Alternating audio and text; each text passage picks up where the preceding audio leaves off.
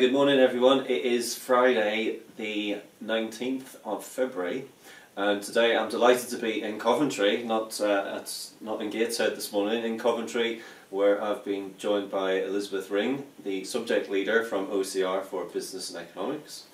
And we've just had a nice little session this morning, haven't we, Elisabeth, with regard to some filming for the OCR website, yes, which I look forward to seeing. So one of the things that we're talking about this morning has been how the essay responses, or the extended writing responses in the new specification, are going to be assessed horizontally rather than, as it was before, vertically. Could you just tell us a little bit about that change? Well, we find it a bit fairer the way it's now being assessed, because the examiner now looks at the whole answer holistically and determines what level that answer will be. So is it a level 1, 2 or 3, or if it's a longer question, a level 4? And then within each level they look in more detail of how the assessment objectives, knowledge, understanding, analysis and evaluation, are how good they are met.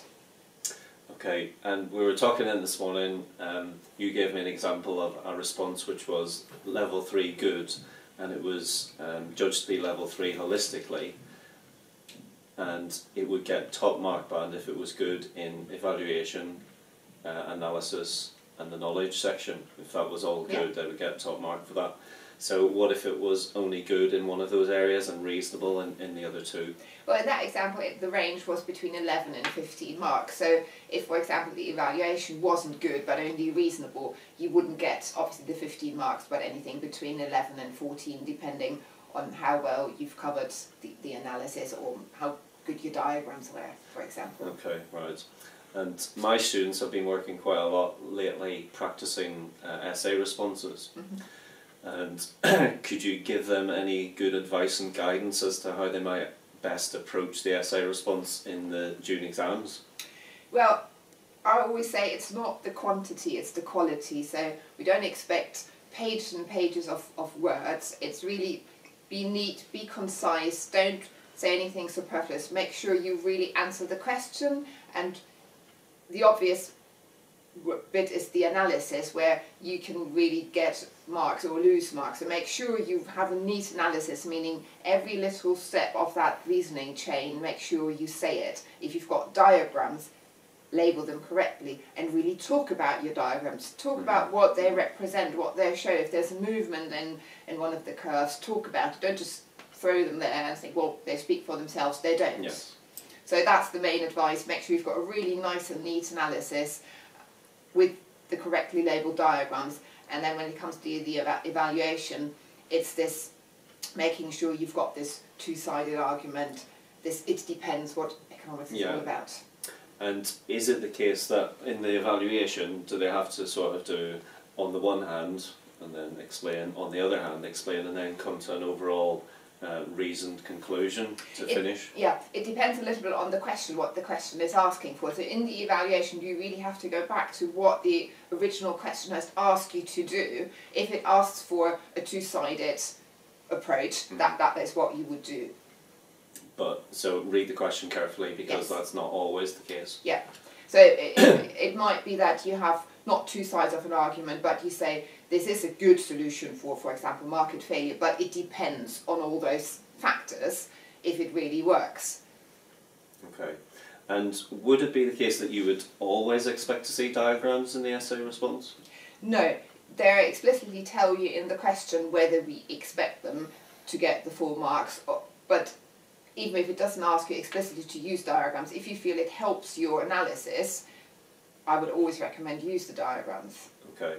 And we were talking earlier, it's a 60-mark paper, 90 minutes. How long would you advise candidates to sort of spend on the essay question at the end? Anything between 20-25 minutes. Right, okay, excellent. What about then if candidates want to practice for the summer exams? Obviously we've got the multiple choice section, the data question and then the essay. I always think that the multiple choice questions, people think multiple choice are easy, but actually they're very difficult. Yeah. Where would you advise us to look for practice papers? At the moment we are producing practice multiple choice question, but until we've got this resource available for teachers, I always recommend our Cambridge International examinations, because they've they're really experienced with producing and also evaluating multiple choice questions, how well they really assess what you want to assess. So they're experts with multiple choice questions, and I always recommend looking at their website for economics and just go through their practice or past papers. Okay, and one thing I meant to ask, just coming back to the essay questions, I get my students to do some reading every week from the Sunday Times. Yeah, I know you do. They all subscribe to the Economist magazine. I try to encourage them to put something of that knowledge into a conclusion in an essay, if possible. Would you recommend that? It's definitely, that will differentiate between an A and an A star and the very top marks if you're able to draw on that extra knowledge of further reading in your evaluation. Yes. Okay, great. So it is actually worth doing, everybody.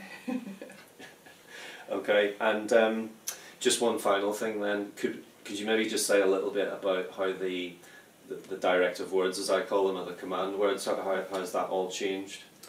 Well, we felt it's important that we streamlined the set of command words. So you will only find basically the evaluate and the explain and maybe draw and calculate in the exam and also in the specification.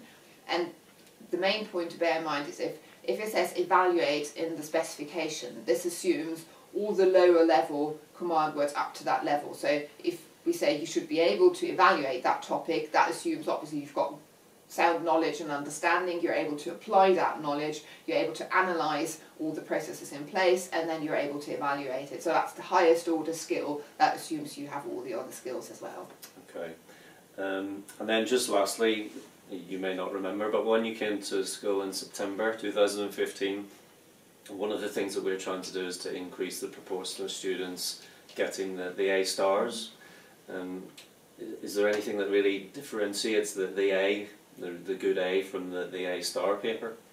Well, as you mentioned before, it's this extra bit of further reading, but it's also making sure that students do what we expect them to do, so they don't wander off a tangent, but really make sure it's a neat answer, showing they have sound knowledge, having this very good and detailed analysis, not leaving out any step in between, saying the obvious, making sure that's a neat analysis, and then having an evaluation which draws from that analysis and comes to a judgment which is supported.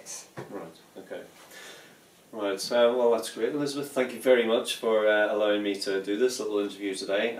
Thanks for inviting me down to Coventry today. It's the first time I've been here, and look forward to maybe doing further recordings in the future. Definitely. Yes, well thank you Gavin for coming. Thank you.